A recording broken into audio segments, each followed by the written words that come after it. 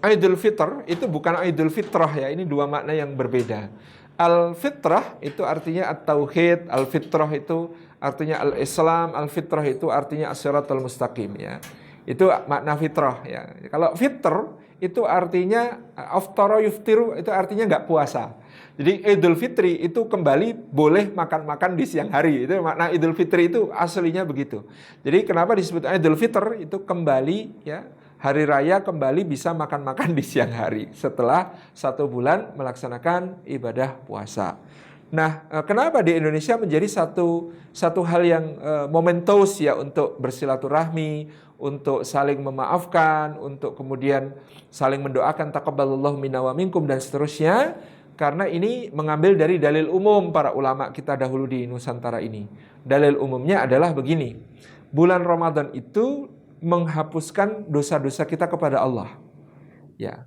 Bulan Ramadan itu menghapuskan dosa-dosa kita kepada Allah, baik dengan siamnya, man shoma ramadhana imanan wa ihtisaban ghufira lahu ma taqaddama min dambi, wa man qama ramadhana imanan wa ihtisaban ghufira lahu ma taqaddama min dambi. Qiyamul lailnya juga begitu, dan secara umum kita di bulan Ramadan memohon ampunan Allah. Allahumma innaka afuwun tuhibbul afwa fa'fu anni, itu kan. Jadi Ramadan itu bulan pengampunan, tapi dosa yang mana yang diampuni? Dosa kepada Allah. Nah, kalau dosa kepada sesama gitu ya. Dosa kepada sesama, apalagi yang terkait dengan hak-hak adami, ya hak-hak sesama yang bersifat fisik, itu belum termaktub atau belum tercakup ya dalam dosa-dosa yang diampuni tadi. Ya, maka dikhawatirkan ya kita sudah diampuni dosa-dosa kita kepada Allah, tapi dosa-dosa kepada sesama kok belum diampuni. Nah, ini akan menjadi ganjalan kelak di akhirat. Maka ya sebenarnya kalau dosa kepada sesama itu kan kapan sadar segeralah minta maaf.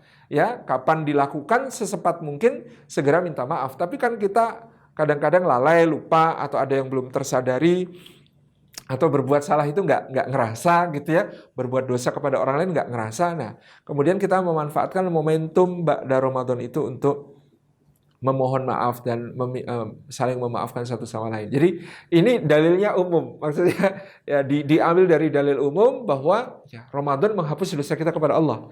Nah, bagaimana dengan dosa kita kepada sesama? Yuk kita hapus dengan cara ya istilah yang hanya ada di Indonesia yang orang Arab juga nggak bakal ngerti. Halal bihalal, halal kok bihalal itu gimana maksudnya itu?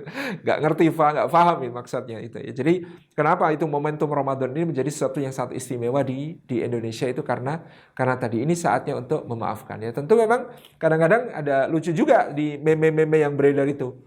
Ya, bikin dosanya di Jakarta, minta maafnya di kampung, nggak nyambung loh gitu kan. Ya, tentu itu adalah momentum untuk silaturahim, ketemu orang tua, menunjukkan bakti, ya, berbagi berbagi nikmat Allah dengan sesama dan lain sebagainya.